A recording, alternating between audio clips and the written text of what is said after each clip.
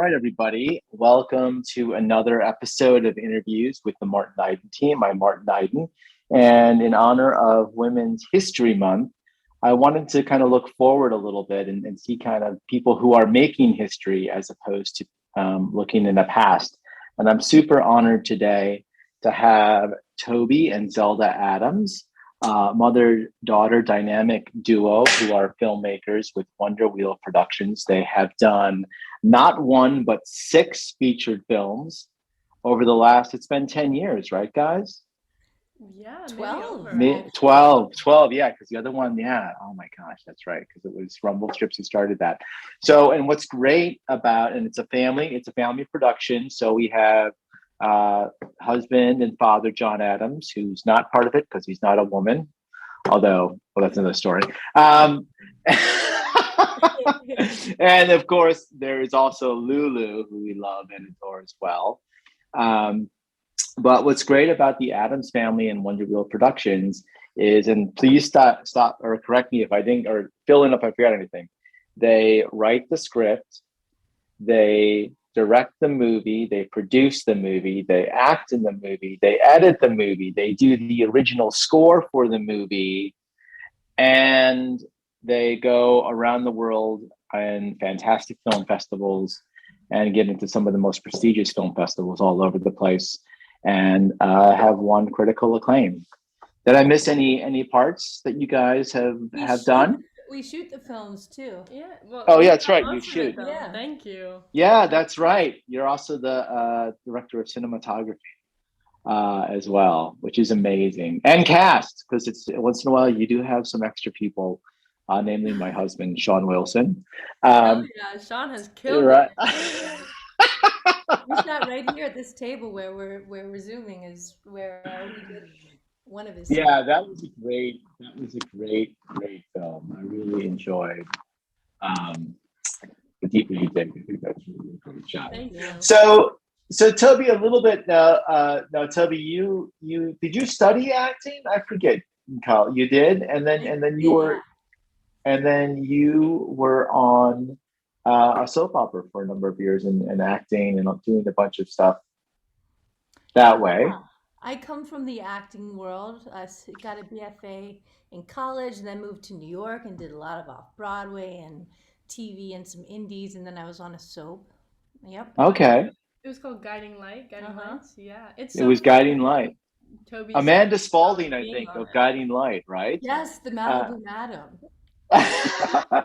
You're gonna find out firsthand just how an ex-Malibu Madam fights back when some tawdry little tart tries to take over her turf. Oh goddamn. But with fake nails. there you go. There you go. And then you also did a bunch of voiceover work too. Really, a lot of acclaim I work in there. I enjoyed a great voiceover career, yeah, which was so much fun. It's something I Um, love, and yeah. that's great. So why don't you just, if you don't mind, can you and Zelda, I'm going to get to you, I promise. Thank you so much for being patient. But I'm just very curious, and you know, I've never. I got to be honest, I don't even know really the story. What was the impetus for you and John?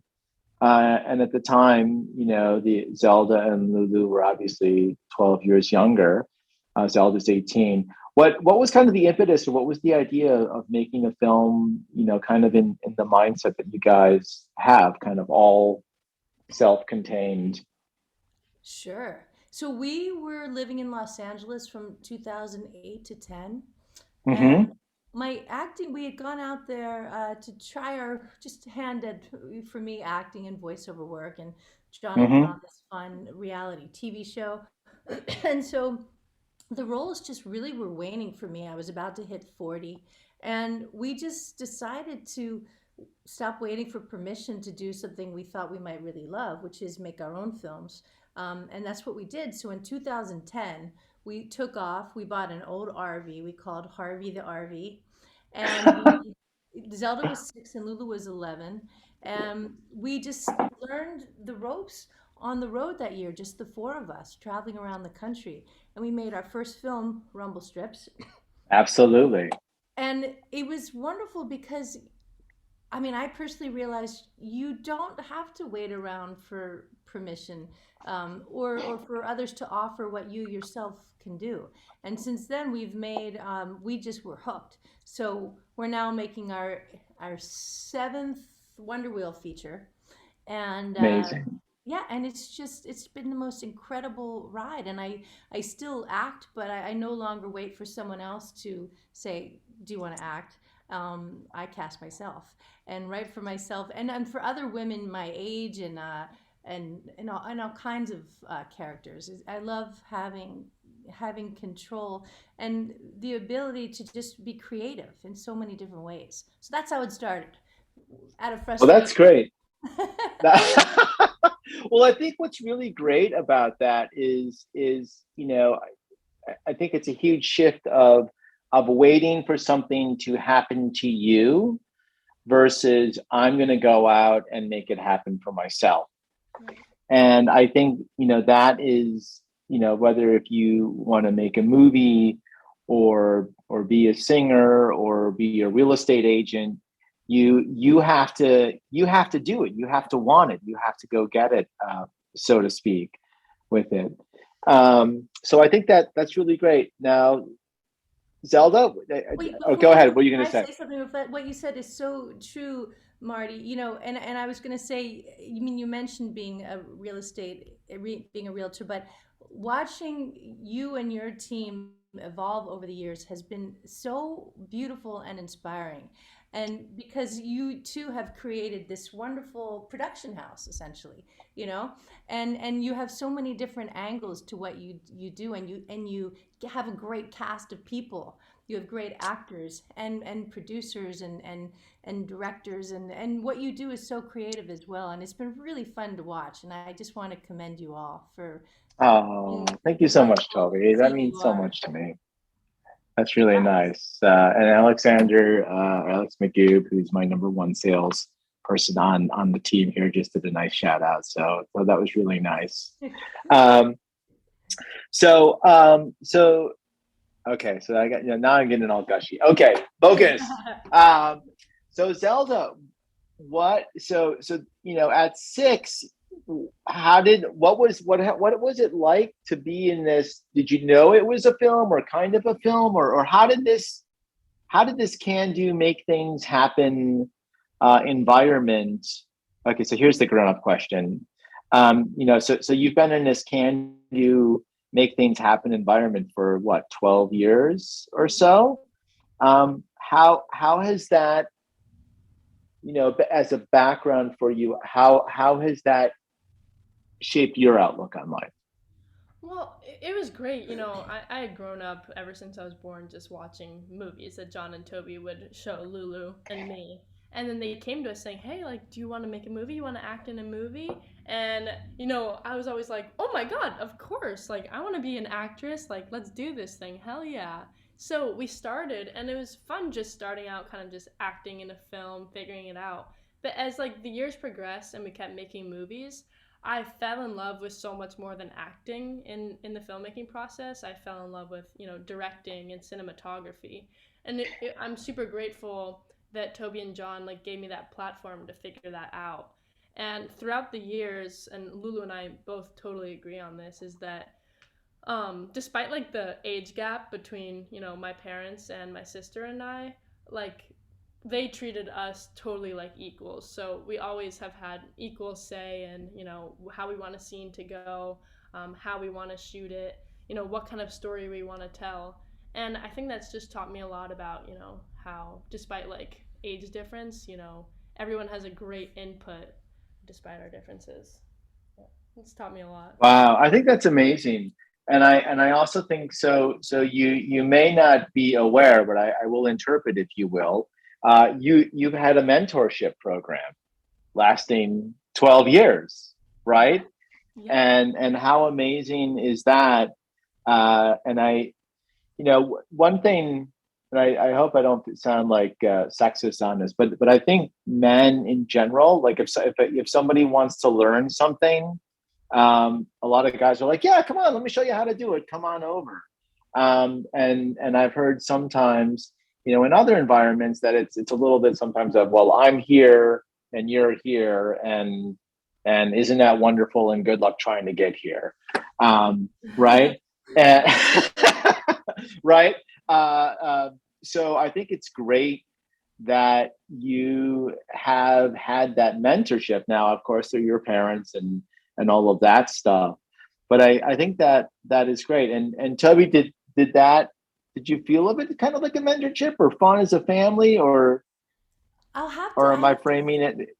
Go ahead. To say I mean, at first, of course, because Zelda was 6 and Lulu was 11 and we were in our early 40s, maybe at the beginning it felt like there was a bit of mentorship, but essentially we were learning in tandem with them, with the 6 and 11-year-old. So, and I would say that the mentorship is 360 degrees, because we learned a lot from Zelda and Lulu as well. Lulu has been around a bit less because she was at college for 4 of those years. But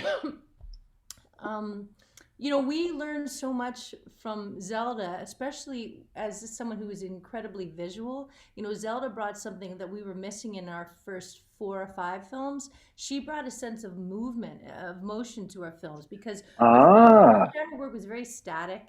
We work with very simple equipment. We could kind of go like this with the tripod, but we couldn't move really with it. I mean, our idea of a dolly by our 3rd film was placing the camera on a skateboard and like running behind the skateboard and pushing it. I remember we were doing that in LA for one shot on a street, and someone said, there's something called a dolly you can do that with.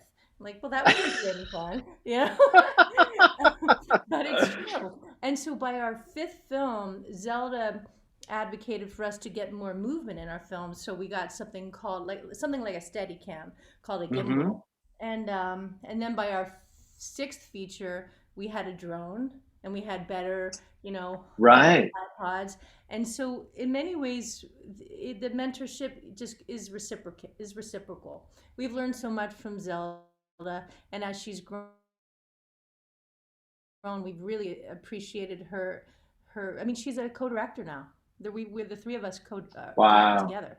So at the beginning, I would say because of age, maybe it felt like a little bit we had something to teach, but that's just because she had to, have a few years. I'm still picking my boogies, Yeah. Well, thank you for that adjustment, and that is true, because we also learn a lot from our son Noble as well, and I think that's great. So that also shows, so that's another, if I could frame it, another track that I've heard, right? So as opposed to, again, as a recap, as opposed to waiting for something to come to you, you make something happen. And as opposed to being stubborn or saying, this is the way, let me show you the ropes, you've taken a collaborative approach, it sounds like, and having an open mindset, willing to learn from each other, which I think is amazing.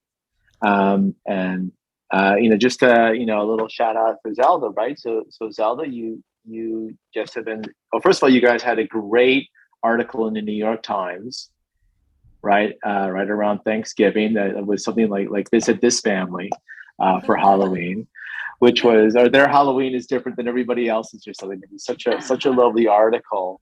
I don't know if I told you this, but I had a couple of clients, randomly say, I talked about the Catskills or something because they know I have a place up there, and 2 clients said, "Oh yeah, I read about these people up there, that they're filmmakers, and they said I want to meet this family," which I thought was really great, independently. Crazy. That's insane. Yeah. Wow.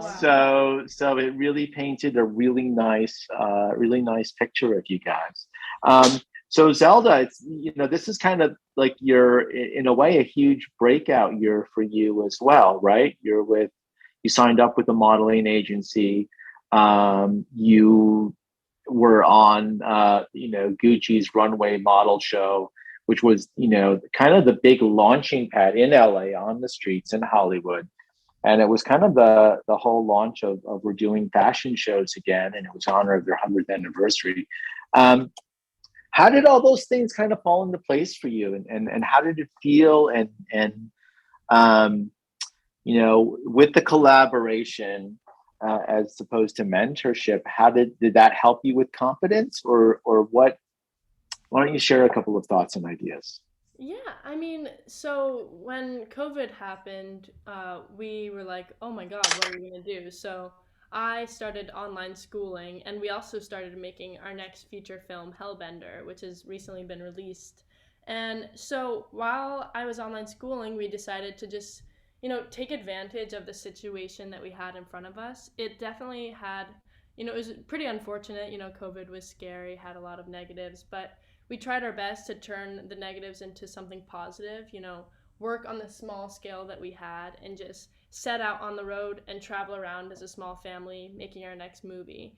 And, during that time, it was just my parents and me. I didn't, have a lot going on other than making the movie. So I decided to just kind of push myself artistic wise. So that's when I started taking a lot of self portraits and just like playing around with, visual art and editing.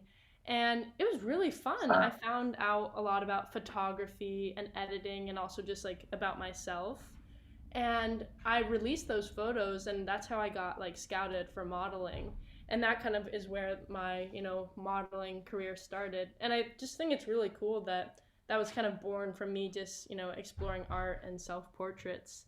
And yeah, that just brought me to where we are now. Wow, that's amazing. And did you put that now? Did you, with all of your self portraits, was that basically on Instagram or social media, or how did that Yeah, happen? I explored that a lot through TikTok and Instagram because that's also where I was Hmm. getting a lot of my inspiration from.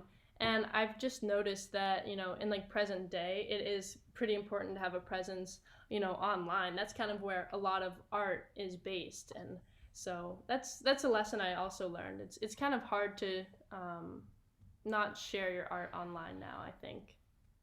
It's That's great. Well, again, that kind of goes back to having the confidence of just going ahead and doing it, or right. like I did it, I'm happy with, or I want to share this. And maybe that was also maybe a little bit of your background with film. It was kind of you're willing to share your creative purpose perhaps for something, or was it an idea of, I mean, I guess what I'm asking, in your mind's eye, because first of all, self-portraits is probably one of the most, I would think, for an artist, one of the most challenging things to put out in the public, right? Because who's more critical about yourself than yourself, Right. right?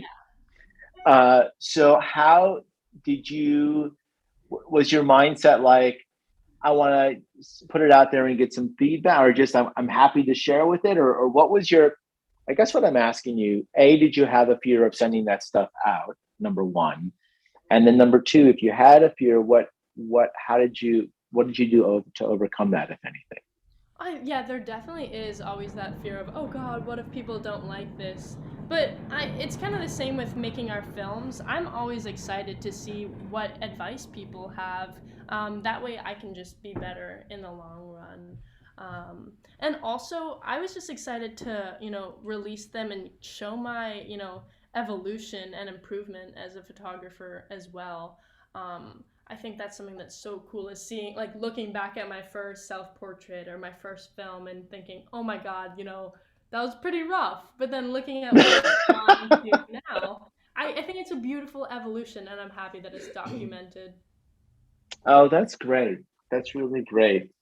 So what was your thought on movement? Like, how did you, I mean, it sounds like that even, Toby said that you have this visual, and I also know you played soccer for a long time, until you had the recurring injury.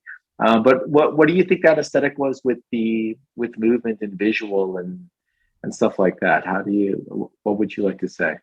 Well, I do think it's really cool that you mentioned sports, and that I never actually thought about. But I grew up watching a lot of sports videos, and so many of those include movement and just a lot of excitement. So maybe that's where some of my love for movement was born.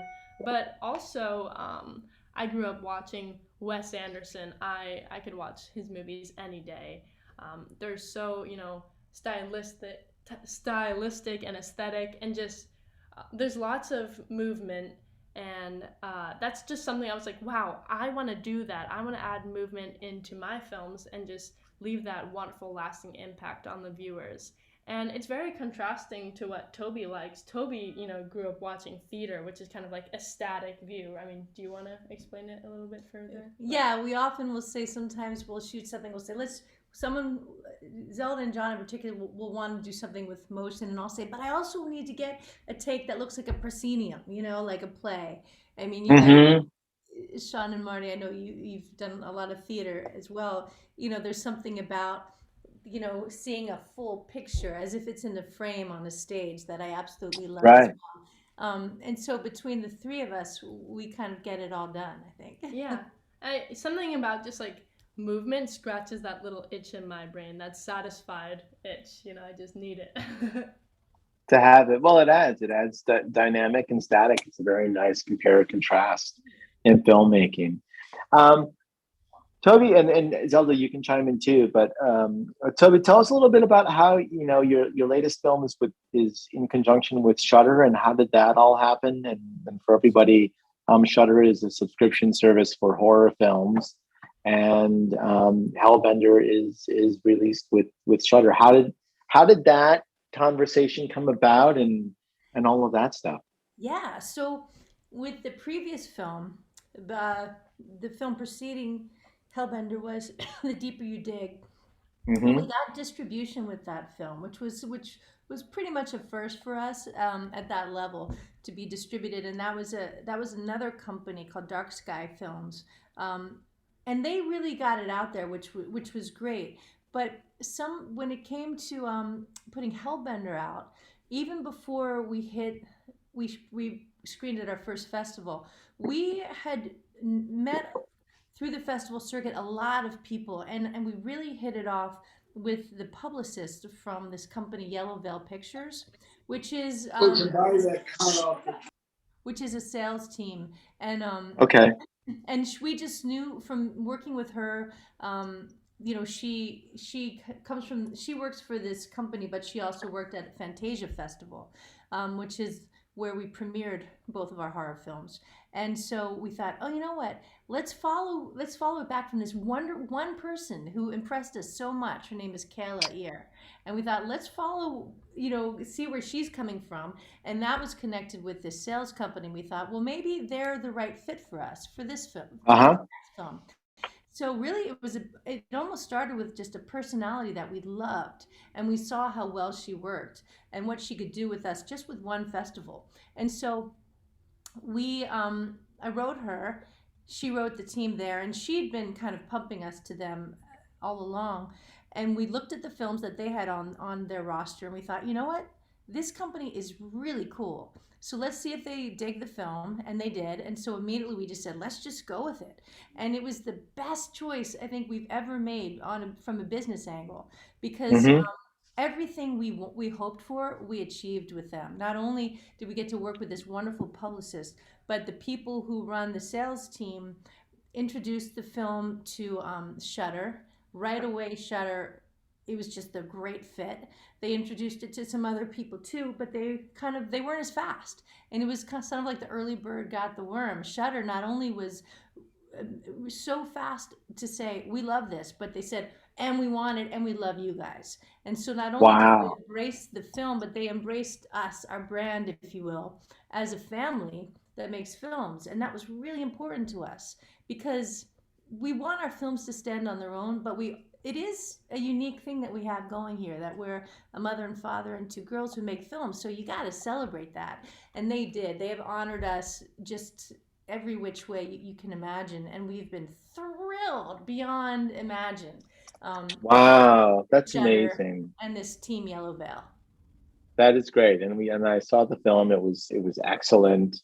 It was a lot of fun. And everyone should check it out, because Sean is great. Oh, that's right. Sean. Yeah. The audience is fun.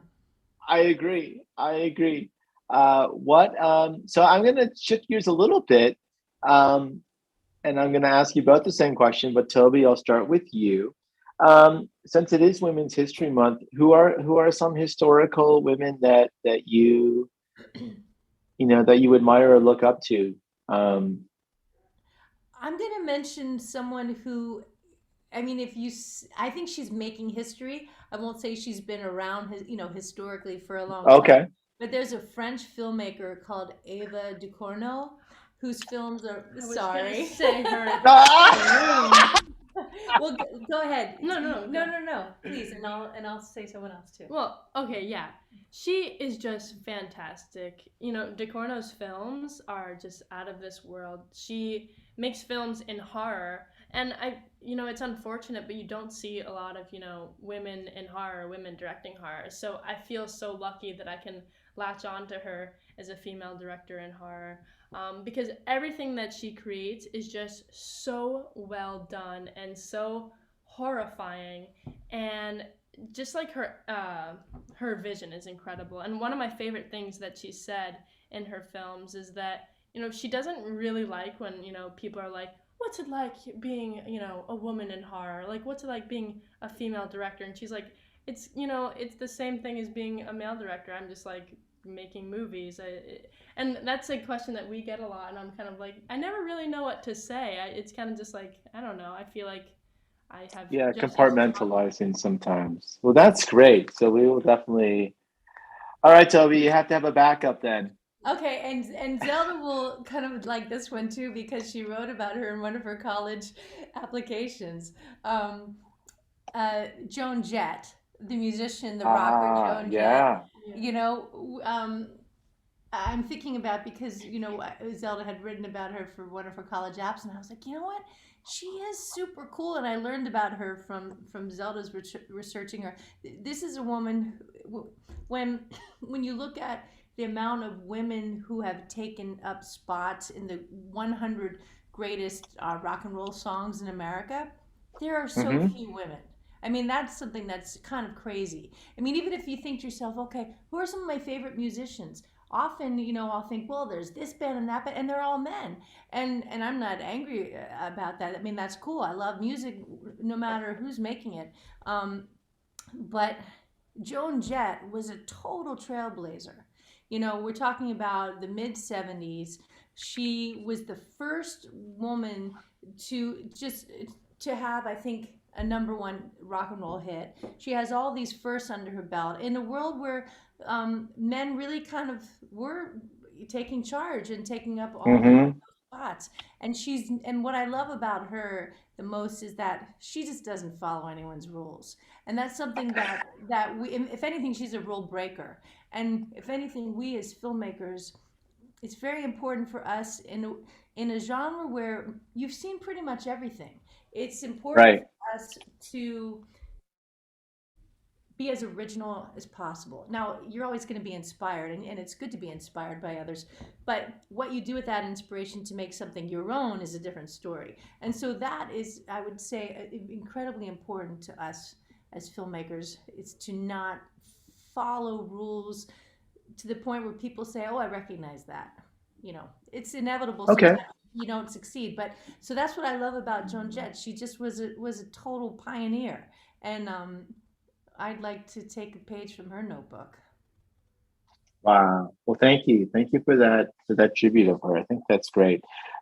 So for our people that are on the Zoom right now, if you guys have any questions, you can type it in the chat, which we'll get to in a minute or two because we'll wrap this up in about the next 10, 15 minutes or so.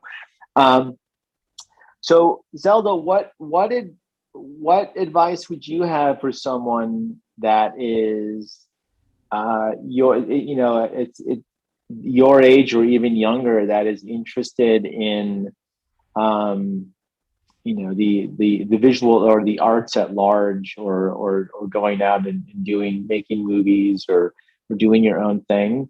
Um, do you have some insights to share? Absolutely. I think Nike said it best when they said, just do it, because you honestly just have to get out there and do whatever it is that you're craving. Go out and make a painting, go out and make a film, try to make a song, and you are undoubtedly going to make a lot of mistakes. But those mistakes are incredibly beautiful because they teach you how to not make them in the future. And ultimately, you just get better and better, and discover like your own, personality in your art and your own style, which I think is just beautiful. Wow, I think that's great. That's really great. Toby, what advice do you have, or what words of wisdom would you like to share? I am to embrace the happy accidents. Something when you're a hard scrabble working little team like we are, sometimes you come across a lot of obstacles, but instead of um, being frustrated or losing confidence because of them, learn what to do with those obstacles. Do you take a chisel and slowly carve a piece of art out of that obstacle? Uh-huh. You take a sledgehammer, or do you climb over it, or do you project a film against it? I mean, what do you do with those obstacles? I think makes you a stronger person or creator. So I would say embrace those happy accidents and use them to your advantage. I mean, I know we do. For us. That's such a great positive outlook. So this is great. I always like having questions because there are always questions that I would have never asked myself. So it's a learning experience for me as well. Okay, so let me jump on. So question number one is, where do you get your inspiration from when writing the scripts for your movies? We get a lot of our inspiration just from random ideas when we're driving to soccer practice or from real life, stories. Well, I mean, It's right? true. I mean, there's always some kind of underlying theme of family in our films because we are one. Um, Mm-hmm. and so, but like for instance, the current feature we're working on was an idea of Zelda's, and it was just so brilliant. And I think that even came around because she was doing some self portraits in a Bonnie and Clyde kind of atmosphere, like Uh-huh. great Bonnie and Clyde inspired self portraits. And then she came up with this incredible idea, and we just thought, ding, ding, ding, let's go for it. Yeah, but one like common theme in our movies is that we really like to, make films about real people and also just like cast real people, whether it's us playing them or locals from our town to play the actors uh, in our movies. We just like to be it. We just like our movies to be as genuine as possible, even though they might cover some like mystical and fantastical themes as well. Yeah, Wow. and also on the note too, if we are inspired to make something, we want to turn it on its head a little bit. So like with the deep Mm-hmm. dig, that's something that's been seen before, the story of a girl who goes missing. But what we thought, well, let's turn it on its head and this is a bit of a spoiler, but in that one, Zelda is a ghost who's not this necessarily the antagonist. She's the one you're rooting for, and so we like to turn things tropes on their heads. Right. No, I think that is great. And I also like, Zelda, a lot how you like to have community people in the community play roles and extras. And I think you have done, all of you and you as a family have done so much good for right? Sullivan County and the Catskills. Really, maybe just as a quick side note, can you touch a little bit on community pride and all the films that you guys do? Yeah, so we live in Roscoe, New York, which is a super small town, more cows than there are people. And, it's nice. Everyone knows that we make films, we're a little bit weird, but everyone is really supportive about it. And they're like, if you ever want to shoot in our restaurant, you're welcome to. Hey, if you ever need someone to act in your film, I'm here. And it's so nice having that support from, the people surrounding us. And wouldn't you say so? Oh yeah.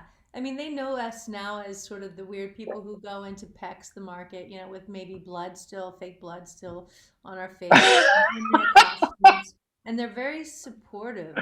It's a beautiful thing. Yeah. Oh, very nice. So thank you. Another question that we had here that I also think is great is, what made you want to work with family? And then the follow up is, how did family inspire you? Well, since we work together as a family, I think it allows us to realize family is such a beautiful thing and something that we're extremely grateful for. So it's fun to explore the complexities of having a family through film.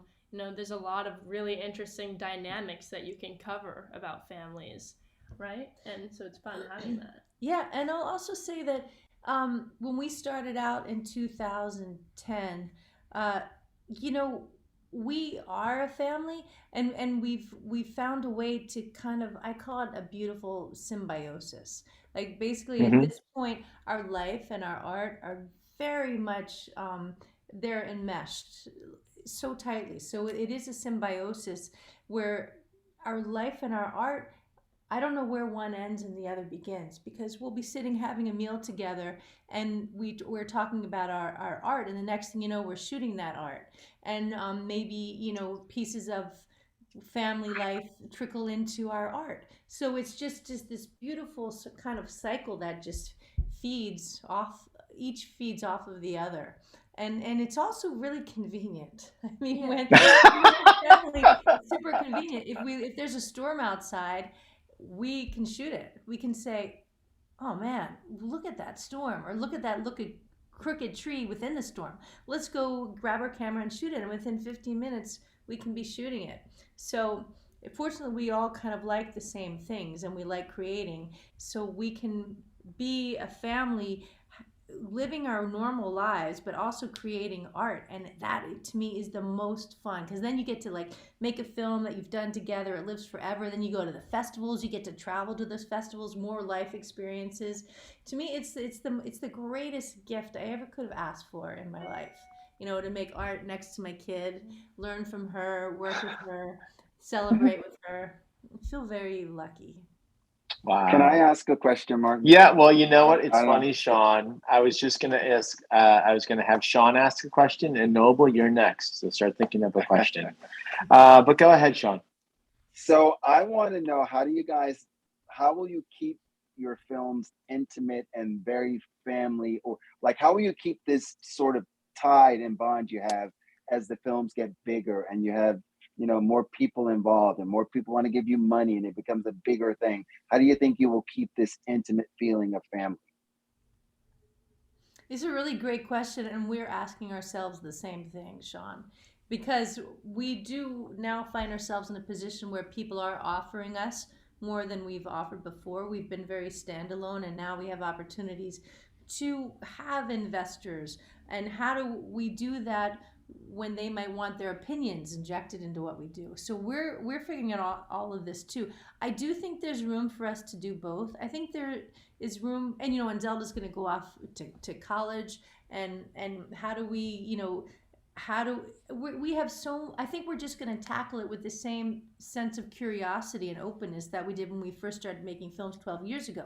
Maybe we'll do a film if Zelda is, and Lulu are somewhere in different parts around the world. Maybe we'll do a Zoom, with them in a movie, where they take part over Zoom. Maybe we'll figure that out, but I do think there is room for us to do both.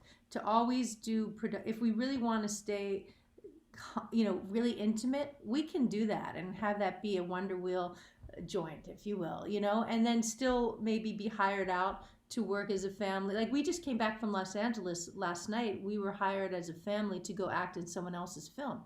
So in a way, that was already like, we were figuring that out. Oh, you know what? People recognize us as a family. They're going to hire us as a family. Maybe that'll keep happening, and yet we'll still be able to do our little intimate thing whenever we want. Nice. That's great. That's a great answer. I love it. Again, you have so many great nuggets today, guys. I love curiosity, approaching life to be curious. Noble, what kind of a question would you like to ask? A question I have is, how do you come up with like a theme and like a plot? And also, how do you like set up characters? That's what I was really wondering. Like, how do you, how do you like?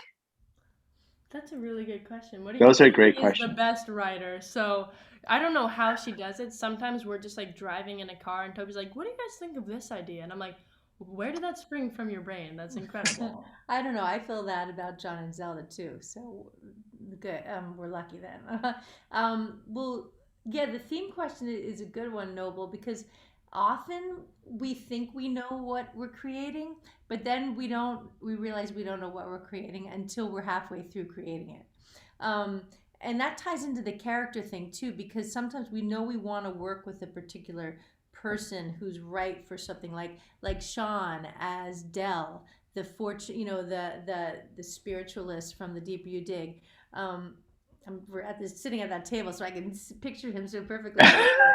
um, we knew right away. Oh, Sean is the perfect person for this, so we could build a scene around him.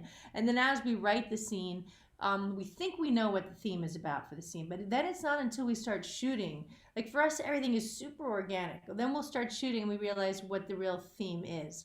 Sometimes we don't have a clue until we're actually doing it. Yeah, and I think for character development, we always just try to remind ourselves that every single person is so complex. No one is just good or evil. Everyone has their own weird little quirks to them. So how can we implement that into a story?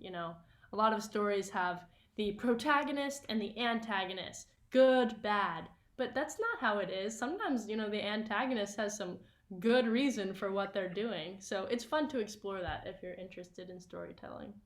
And you know what? The first film we made, RUMBLESTRIPS, we showed it to someone, and someone said, "What's the plot?"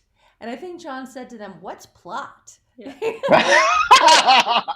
And so as we've been making films, we do think about plot, but often, often those themes don't come to us right away. That's just not how we work. It's kind of funny that we have an inkling of what things are, or maybe you know what, for us, nature is kind of always a big theme for our films, and part of that is because of necessity, because we don't have lighting and we have one little camera and we work very simply. We rely on nature to do a lot of the heavy lifting, and when you're out there, suddenly you realize, like with Hellbender, nature is the big theme, because these Hellbenders kind of take a note from nature itself. They're kind of brutal and they're beautiful and they consume everything. And in that sense, theme, I would say, of all of our films, Hellbender, the theme is very easy to identify, and it's because we were immersed in nature for most of it. Oh, great. Good question. Sorry, Noel. I have other. You have Oh, two other quick okay. questions, but if you want to type it in the chat, Yeah. or Mhm, something. yeah. Okay, great. So the other quick things, and I know you guys are valuable in time, so just a couple more minutes. Is what how did the characters evolve for you guys, or how does that work? Yeah, a lot of times, just while we're making the movie, I think that we normally film in a chronological order, which is really helpful because you figure out your character a lot more as you're just making the movie, and it's like, wow, would this character really go down this path? I'm not sure. Maybe we should, kind of change where this character is heading. Wouldn't you say so? Like, a lot of our story changes as we're creating it, which I think is beautiful, that we don't make a film exactly knowing the end. It's so true. I mean, really, I think because usually we're not working with a set script. Um, our characters and our storylines can both be very fluid. Oh, very cool. That's great. And then, Toby, this may be a little, well, it's directed to both of you, but do you guys foresee doing this as long as you can, or as you want to, or are you like kind of what's your vision and feel of the future? I do. I think that we'll be doing this for a long time. We love it. We love the communities that we've been introduced to. And as far as like genre goes, that especially has been very welcoming to us. So I can see us working within the genre sphere for quite a while. But I would add that I personally also want to write more like short stories and comic books, perhaps like graphic novels. Um, and maybe long horror novels. So, but definitely making movies too. Yeah. Oh, that's great. And then one final question, a technical question from Noble, was how did you do the worms scene in Hellbender? Ah, great question. So we hired a paid worm, and we we put the worm in, just like a cup of apple juice, which and it's I'm so happy that it lived on after it squiggled away. But we had to do like a cut shot. So first, like, we did a part of me going like this, with the worm in the cup, and then we cut to another shot, I believe, where no, we actually did this in all one shot. But in the shot where I swallow the worm, you don't actually see it.